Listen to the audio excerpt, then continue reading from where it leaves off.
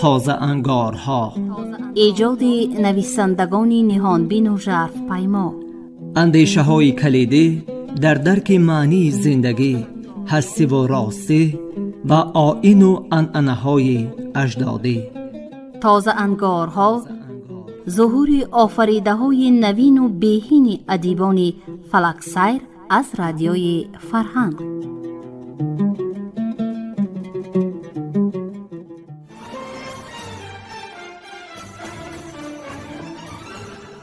سلام شنوندگان گرامی، حالا خوانش بدیعی را از روی قسم دوم رمانی تاریخی سروی سنگ تومیر خواجه در قرائت مؤلف بشنوید.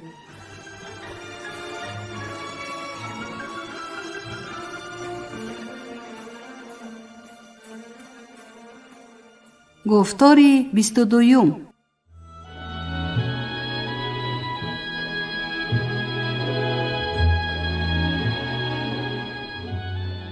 غضنفر برابر دیدن شاه از جا برجست و دو خط شده و خوشگویی زبان گشاد.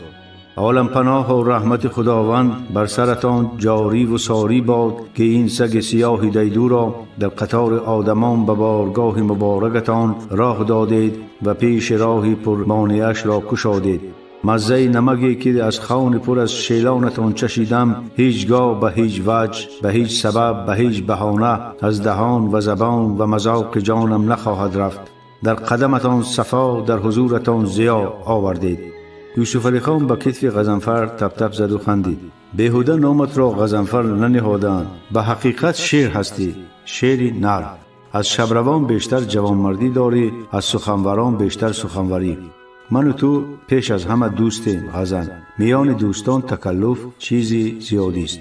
آره، ما دوستی به یک پوستیم، اما شاه سایه خدا در روی زمین است و تکریم و تمجید دیگر را از مومنان تقاضا دارد. سایه خداوند به سر کسی افتد بلبل گویا می گردد. دل مشوش شده یوسف علی خان از نو شاد گردید. وی دوستش را سر دستارخوان باز شناند و گفت: چون هر وقته در لحظه‌ای که خدمتت لازم است پیدا شدی، چرا دیر آمدی؟ غضنفر شهکاسه های چشمانش را چند بار بست و گشاد، انگشتان روی زانوانش را به جست و خیز آورد و نهایت نیمشنوا گفت: راستش چی جای پنهان کردن؟ ترسیدم. ها، ترسیدم. از من ترسیدی؟ چرا؟ یقینا جواب غضنفر به شاه نفورید. چرا میگویید؟ شنیدم سر چند اکابر را به غرغره زده اید، زهره هم گم شد. آخر من هم در این کار شریک بودم. نه تنها شریک بودی، بلکه کار اساسی را خودت انجام دادی. تو به فیض آباد نمی آمدی، من از کجا می دانستم که قاضی در قصد جان شاهش افتاده است؟ این گونه کار خطرناک البته از یک دست نمی براید. اکنون که حادثه گذشت، بگو که غیر از تو و قاضی از زهر دادن محبت خان بیترمالی باز کسی خبر داشت؟ غضنفر که از روزی به تخت نشستن یوسف علی خان این سوال را صدها مراتبه در خیالش می‌گرداند، به خود قول داده بود که به هیچ وجه فرجامش چه نیک باشد و چه بد، اسم دوستی به جان برابرش شیرین بیگ را به زبان نمی آورد. به این سبب بدون دیرمانی آرام و باوری بخش جواب داد: من بودم و دیوان بیگی قاضی دوستم. تو به در قاضی چگونه راه یافتی؟ آیا دری وجود دارد که در برابر غضنفر باز نشود؟ شاه شکرخندی زد و گفت: یقینا وجود ندارد. دوستم، شریکی تو در این گردشات دیگرگونه است، شریکی آنها دیگر. آنها منصب و دولت می‌خواستند، تو صدق و برادری. آنهایی که قصد جان محبت خان کردند، چرا قصد جان من نکنند؟ برای همین از روی زمین دیده در زیر زمین باشند 1000 مراتبه بهتر. این سخنان شک و گمان غضنفر را از دلش برآوردند. وی دامن جامه شاه را به چشم مالید و گفت: شاهم، اینک سرفرازترین مرد این مملکت منم که در برابر شما نشستم. ثنا آن یکتای به همتا را که از آوان طفولیت آشنایی شما را نصیب من خاک زده گردان و اذنم داد که بدل قوتی شما کلبهکم را آباد بکنم. تا واپسین نفس وجودم بار منت شما را می گشد. تا رمقی به جان شیرین دارم سرم فدای خدمت شما خواهد بود. یوسف علی خان به حیرت سر جنباند و گفت دوستم، این زبانی که تو داری مار را آسمان کرم و گرگ را گوسفند حلال می گرداند. گویا چندین سال شاگرد سید فرخشاه بوده ای. خانسالار با طبقهایی که حولشان بازی می کرد در آمد و میان صحبت را شکست. شیرفطیر با روغن زرد و عسل تیرماهی گفت وی و طبقها بر خوان گذاشت. خیلی خوب، گفت شاه و شوخی کرد. یگان چمنی گوشتی را هم بیار که مردم غوند تا گوشت نخورد از ضیافت سیر نمی براید. خانسالار تعظیم کرد و گفت تا و کباب با لذت آدمگیا نیز آماده است. بعد ساعت حلیما و چوجگی در انظور خوابانده تیار می شد. اگر چیز دیگری لازم باشد بفرمایید. دستت در نکند برادر، من کجا بودم و لب دستارخوان شاه کجا؟ زیاد زحمت نکش، همین بس است. خانسالار تبسم ملیحی کرد و برآمد. غضنفر سخنی بریده اش را دوام داد. من بر این چلم‌الله دهلیز نشین فرقان را آب گرده خورم هم به گرد دامن آن بزرگوار نمی رسم. در آمد گپ گویم 2 بار برای خدمت نزدش رفتم، گپم را به زمین گذاشت. چی بوده است آن خدمت؟ غضنفر دستانش را پاک کنان سکوت ورزید و جواب داد خر سیاه شوم شاها، این موضوع به شما دخلی نداشت، اما چون اظهار رغبت فرمودید عرض کنم که بسیار می خواهم نسبم را به سید زاده ها بپیوندم. به این مقصد به ایشان مراجعت بردم، زفخون الله کردم، ایشان راضی نشدند. شاه خندید و گفت از همان کودکی تلاش ورز بودی ماندی. میدانم میخواهی که تو را سید غضنفر شاه خوانند و اولادت را سید دانند. دیگر کسی نمیماند که سگت را چیخ و مرغت را تو بگوید ها غضنفر هوشیار و تیاره. تصدق دوستی به جان برابرم، بلکه جگربند و برادرم. آخر به اسم اولاد بنده این گلیمه مقدس چسبد مگر آب 5 در میگیرد یا کوه پارشنیف چپه میگردد؟ برعکس کاری میکنم که مردم قرقیز و خطای اویغور چی شرافت داشتن سید را به چشم سر خود ببیند. یوسف علی خان را شکوه شیرین غضنفر بسیار پسند آمد. با این عقل و فراست 1000 مراتبه به سیدی میارزی. امشب مهمان من میستی، فردا به نام سید فرخشاه رقعه می نویسم که نام اولادت را در شجره سیدان اولاد من علاوه گرداند. می شود؟ غضنفر دامن شاه را 2 دسته خپید و به چشمانش مالید و گریه آلود گفت سبحان الله الحمدلله، من نامراد گنجشک روزی را که شرف بجلی خری عاقل شما گوهم پارگی شدن را ندارم، این قدر جمال و جلال اعطا فرمودید. خدایا قوتم ده که این خوشبختی را تحمل کرده توانم. آب دیده غضنفر دانه دانه بر رخساره‌اش شاریدن گرفت. یوسف علی خان دستار تازه به دستش گذاشت و گفت اشکانت را پاک کن که حاضر خانسالار می درآید. نیکی که تو به من کردی در نزد این خرد قدر ارزش ندارد. من به تو گپ دیگری دارم. پس از دیدن فرخشاه اسبت را جانب خطای مهمیز بزن. در علی چار آتزور را سراغ کن و او را همراهت بگیر. زبان مرغان را مرغان بهتر دانند. بگو اخبار دقیق و درست به دست آرد و گناهش را در نزدم بشوید. با خودت به شغنان برگردد تا مال و ملکش را از نو صاحب شود. خبری را که دوست تاجرت آورده است به تحقیق گیرید. کاری کرده خود انگلیس ها را ببینید. چه مقدار پول لازم باشد از خزینه بگیر. غضنفر اشک از چشم و ریش تازه کرد و جواب داد شاهم بنده پاشنه ترگیده را همین بس که مرا در قطار عزیزان و بزرگان شاه خاموشی آدم شمردید. از خزینه تنگی لازم ندارم، جان و مالم فدای شما. پس فردا به سفر می برایم.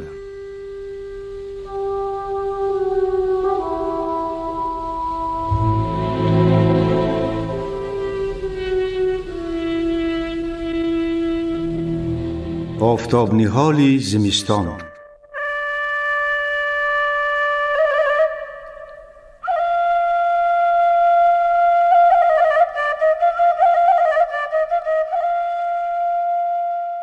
روشان در حکم زمستان سفید پیراهن قرار داشت.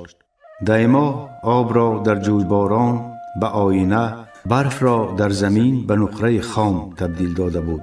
عادتاً در این ماه برف در وامر و دهه‌های ساحل رودخانه تا زانو می ریزد و برابر رسیدن چله بارش قطع می گردد. آن در دهات بغل دامن کوه‌ها بیشتر می شیند.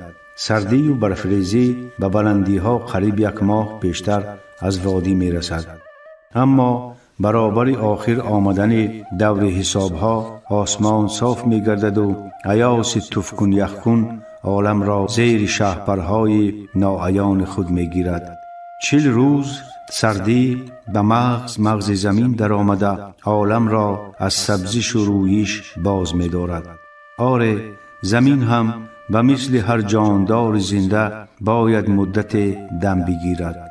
آنچنان که در چله تابستان جوشیده همه را می سبزاند و می پزاند، در چله زمستان کرخ شده تمام اشیا را می خواباند و از جنبش و کوشش می ماناند. حتی آسمان هم نفس راست می کند تا 41 روز چله نگذرد نمی بارد. غالباً در تمام این مدت هوا صاف باقی می ماند. 3 روز آخر تیر ماه و 6 روز اول زمستان، 9 روز طبیعت در حکم آفتاب نهال زمستانی است. دریای پنج در قبط زخیم میغ می پیچد. بستره آن بخصوص صبحگاهان بیشمال راه کهکشان سماوی را می ماند. دریا دود می کند، می گوید خلق. وقتی آفتاب از تیغه قله ها سر بیرون می آرد و نورهای زرین آن در قبط قفس کورک به 1000 نمود می شکنند، در زمان قطار قطار 7 رنگهای زیبا سبزیده قد می افرازند و 2 ساحل رودخانه را به مثل پلهای هوایی به هم می پیوندند. مردم خورشید پرست باور داشت که آفتاب عالم آرا در زمین نهالهای آسمانی می شناند تا بندگان خدا دانند اگر طبیعت از سبزش ماند هم سبزش روحانی هیچگاه قطع نمی گردد. به این سبب آنها را آفتاب نهال نام گذاشت. در این 9 روز آدمان تمام کار دنیا را رها نموده به خالی نمودن دود سینه خود مشغول می گردند. آفتاب نهال زمستان را اساساً به خدا و رسول، آفتاب نهال تابستان را غالباً به نغمه و اصول می بخشند. در این موسم هم گاه ابرهای سفید گله گله به هر شکل و اندازه چراگاه گردون را زیر می نمایند، اما هر قدر سر و تن بیفشانند از وجود یخبسته‌شان شبیه گردی از خلطه انباشته آرد فقط برف ریزه های جدا می گردند و خلاص. این ریزه ها روی برف کهنه نشسته آن را نو می سازند، رنگش را جلای تازه می بخشند. اثری نقاش ازل را احتشام و تراوت جدید اعطا می نمایند. در مجموع در کوهستان زمستان فصل خوردن و خفتن و گفتن هاست و این 3 عمل در گرد آتشدان پرسوز خانه صورت می گیرند. چهلک و آتشدان در طول 5-6 ماه تنتنه سردی و ایاس به نجاتگاه سلامت و حیات هر خانواده تبدیل می یابد. در تنور نان و هر گونه خوراک می پزند، آتش آن خانه را گرم می سازد، در لخچه از شودگی خوش لذت می جوشانند.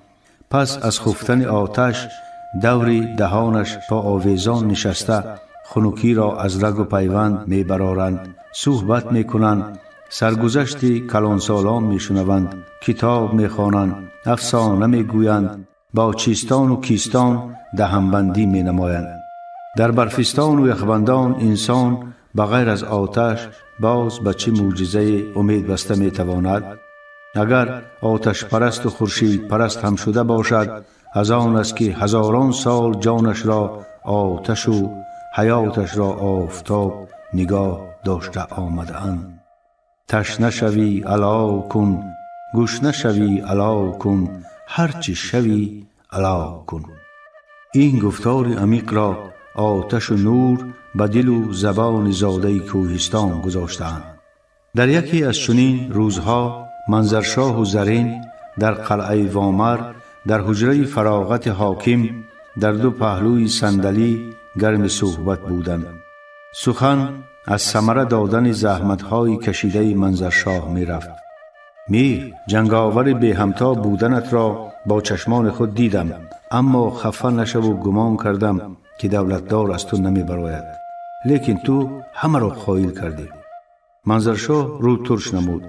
یک بار دیگر ستایشم کردی، خفه میشم. این خوش آمد و ستایش نیستند دوار، حقیقت حال است که باید بگویم. خزینه امان بغیر از مال و کالایی که از بدخشان با خود آوردیم دیگر چیزی نداشت. حالا ببین، از روغن سر کرده تا آرد و اجناس دیگر خیک و قاب داریم. گاو را خارمال کردی شیرش فراوان می شود. خلق هم همین خیل. آدم برای مناسبت کنی نان چی جانش را هم برایت می دهد. تا فرا رسیدن چله و ایاس، منظرشاه برای بهبود زندگی رعیت کار زیادی انجام داد. پیش از همه دیه به دیه گشت و احوال خلق را با چشم سر دید.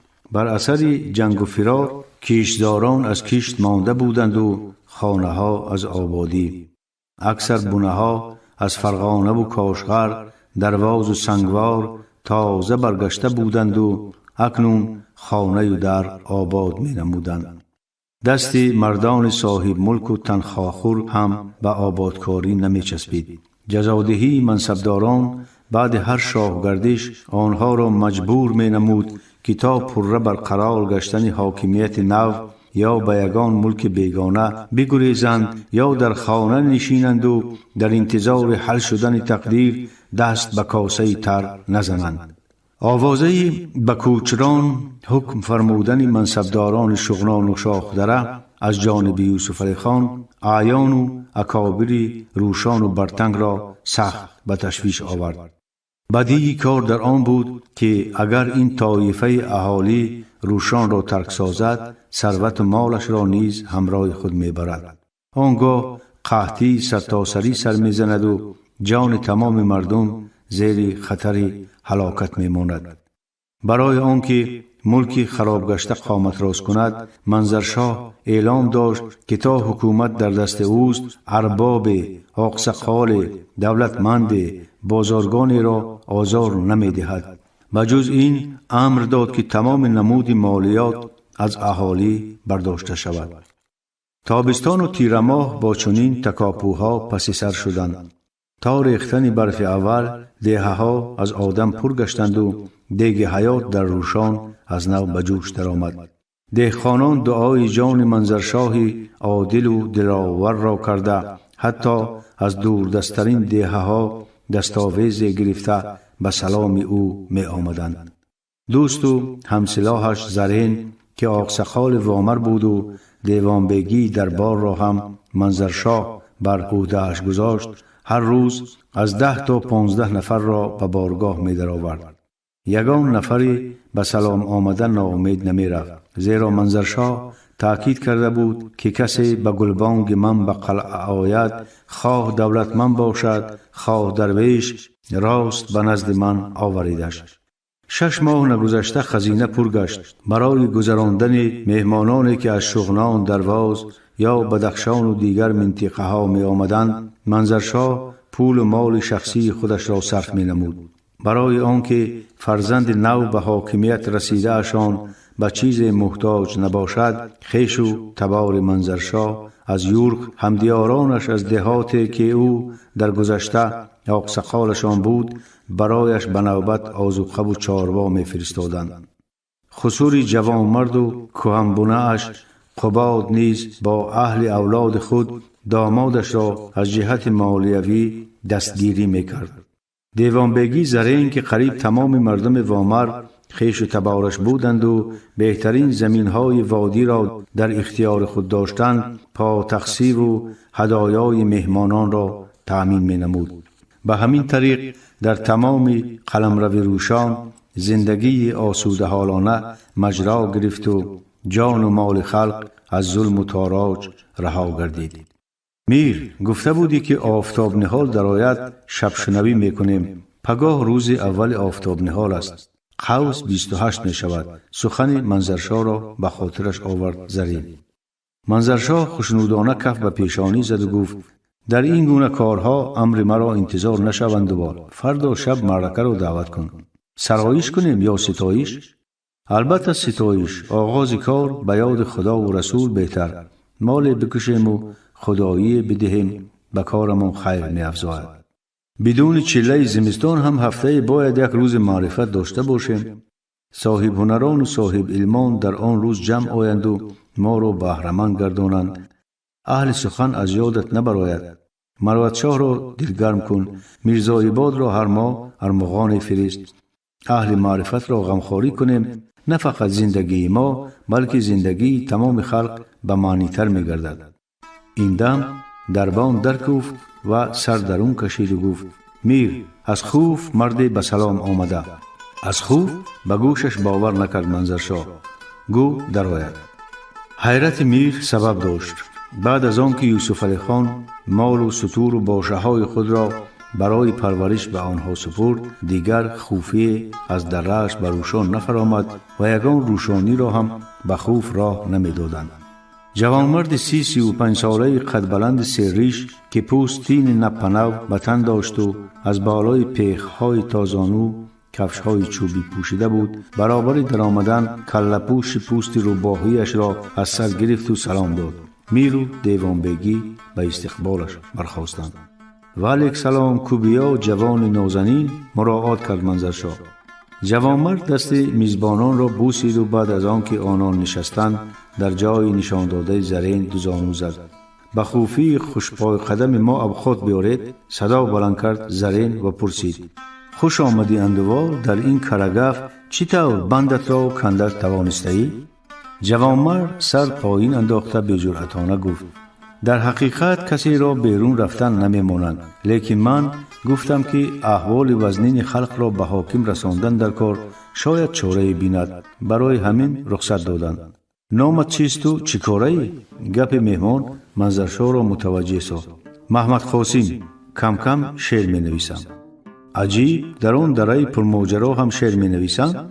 در شگفت افتاد زرین که چنین جواب را از ساکن خوف هیچ منتظر نبود. مهمان از خجالت کله‌پوشش را غجیم کرده و مالیده جواب نداد. مهمان را اول نان دهند بعد بازخواست کنند، گفت منظرشاه تا که جوانمرد از وضع ناهنجار برآید. زرین دستارخوان آورده دربان را در میانه گسترد. دربان 3 کاسه گوشتابه، 1 طبقی نان و میوه آورد و خانه را ترک کرد. اکنون همراه میخوریم و گپ دلت را میشنویم محمد قاسم، گفت منظرشاه و تبسم شیرین کرد و افزود آخر تو نماینده یک مملکت دیگری کن. محمد قاسم شربای کاسه اش را به یک برداشتن خورد کشید و به خوردن گوشت دست زد. بخشش میپرسم، سخت گرسنه ماندم. صبح سفید نشده سفر کرده بودم. گپ در سر آن که از مال شاه به من 1 اسب و 12 سر بز و گوسفند وابسته نمودند. علف و غله جمع آوردم تا خیرچیزان میکشد یا نه. کله قپیدم و علاج کار را فکر کردم. یگانه تدبیر درست در آن دیدم که به نزد میر منظرشاه روم و کاه و جو طلبم. این گپ را پیش کیکه به میان گذاشتم، پذیرفت. ولی گفت که از میر فقط برای خودت نپرسو، بگو که تمام اهالی خوف چنین احوال دارد. در این خصوص یک شعرک هم گفتم. نه بیده دارم نه کاه، چه میگویم من به شاه، گوسفند و بز کشد آه، بدادم رس منظرشاه. اسب شه اژدها است، بزش ناف شیطان است، میشش بلای جان است، بدادم رس منظرشاه. شاه انداختمان تاوان، مردم خوف شد تالان، زنده نماند یک جان، بدادم رس منظرشاه. محمد قاسم شعرش را خواند و به امید بر روی منظرشاه چشم دوخت. رفتار آزاد و شعر ساده و دلرس جوانمرد به میر نهایت پسند افتادند. زرین هم سخت متوجه گردید و دلش را احساس احترام و عزت به مهمان دانا فرا گرفت. بارک الله اندوبال، اظهار خوشنودی کرد منظرشاه. خایل کردی به حقیقت در آن لازرستان هم شاعر میرویده است. گپت راست، دهقانان خوف اینقدر سرباری از شرع برون را برداشتن نمیتوانند. وای بر حال شمایان، زمستان بز لی را خورد. میگویند و تصور کن که 40 اسب و 200 سرمال چه ها خواهند کرد. خاک خوف را میلیسند. من به دادتان میخواهم برسم، لیکن کار سخت‌تر است. به این معرکه تمام مردم روشان را روانه کردن لازم می آید. دربان با 2 لگن ماهی بریان در آمد و منظرشاه سخنش را قطع کرد. بوی اشتهاآور ماهی دماغها را چاق نمود. زرین لگنها را از دست دربان گرفته روی دستارخوان گذاشت و گفت: به به، انا رزق و من پیش آمد. محمد قاسم، تو در حقیقت خوشپای قدم بودن خوفی را اثبات کردی. میر گپت را قبول کرد، باز به ماهی بریان ضیافتت داد. پای قدم از این خوشتر می شود؟ محمد قاسم تبسمی شیرین کرد و گفت: باور دارم که به پای قدم من ره خوفیان هم بروشان باز می گردد. به گفتگو گفت منظرشاه: امسال هرج و مرج زیاد داشتیم، فرصت نشد که به خوف برایم. سال دیگر خوفیان ره دهند ندهند، حتما به سلام که می رسم. منظرشاه بسم الله گویان دست به طعام برد و ماهی را به محمد قاسم دراز کرد. مهمان هزاران سپاس گفت و به 2-3 دندان زدن گوشت ماهی را خورد و استخوانش را روی دستارخوان گذاشت. بسیار چیزی به مزه بوده است. دست به ماهی دیگر برده گفت مهمان: باری اول در عمرم میخورم. شکر خداوند برحق که تو را به ما رساند. حالا یگان ازبک حاکم می بود، به دروازه قلعه رحم نمی دادند، چی رسد به نشستن سر یک دستارخوان با وی. خدا حکومتت را پاینده نگه دارد. از تعریف جوامرد گوشهای منظرشاه تفسیدند و خود را ناراحت کرد. به پیاله چای ریخته به مهمان دراز کرد و گفت: چند روزه که در وامر باشی مهمان من هستی. سیلت که پیر شد از این مرد. میر به چشم جانب زرین اشاره کرد: پای تقصیت را میگیری و به خوف برمیگردی. از نام من به اهل خانواده‌ات به کیکی و جمله خاوندان سلام میرسانی. ما از همین روز در پی تدارک یاردن به خوفیان میشویم. روشانیان برادران خود را در سختی تنها نمیگذارند. خودی دانستگی بر این آمدی، گفت زرین. شام پگاه شبشنوی داریم، اشتراک میکنی و هنرت را نشان میدهی. محمد قاسم از خرسندی در کرتش نمی غنجید. سوگند به نور خداوند که چنین مهربانی را چشمدار نبودم. جگر و دیگر گفتند که راست بوده است. من مدای بسیار از یاد میدانم و با رباب خوانده هم میتوانم. معرکه‌مان را آباد میکنی برادر. حضور مهمان صاحب معرفت در دل منظرشاه شعله تازه محبت افروخت. تا در همین قلعه مسئولیت دارم، نمیمانم که خوفی را، بجوبی را، برتنگی را در روشان آزار دهند. من لاف برادری نمیزنم. من برادرم و سلام.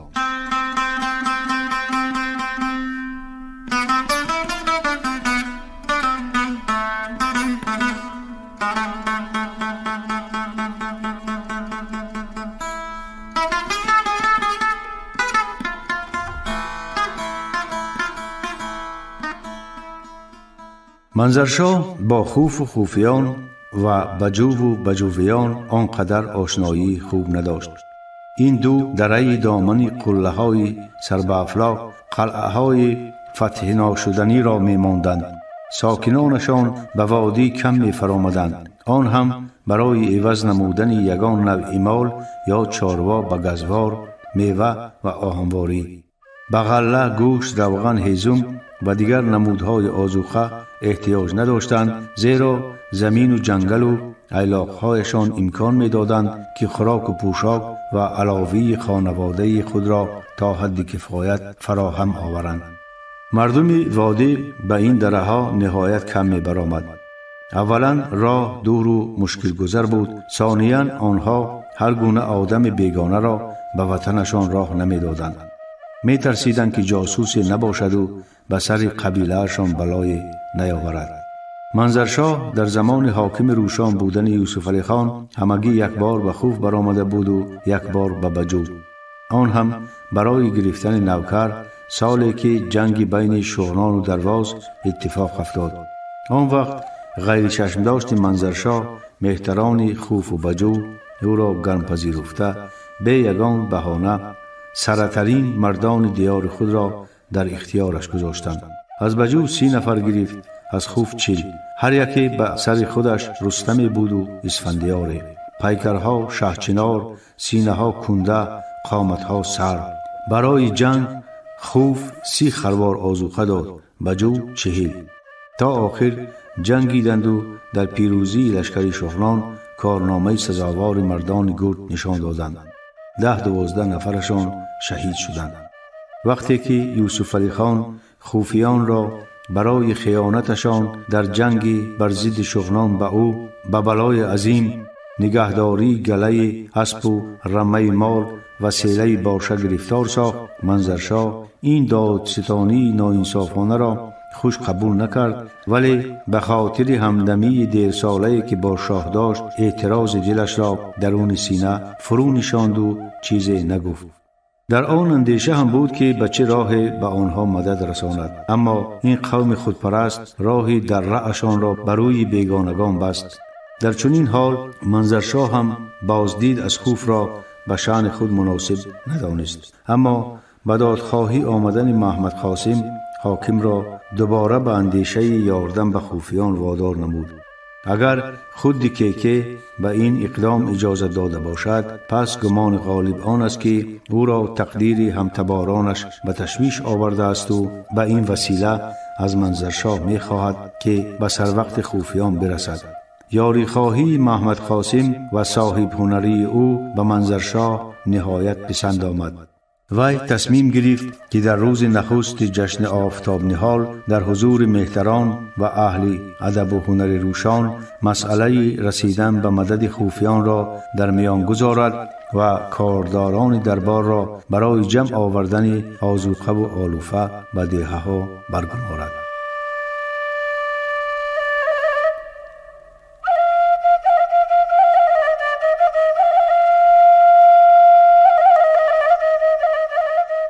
پایان گفتار 22.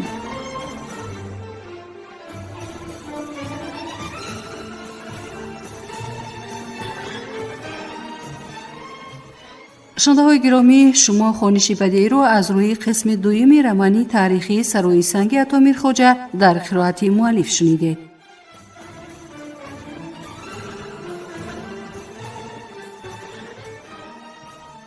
برنامه را برایتان کارگردان زبدالله جان محمد آماده و پخش کردند. سلامت باشید.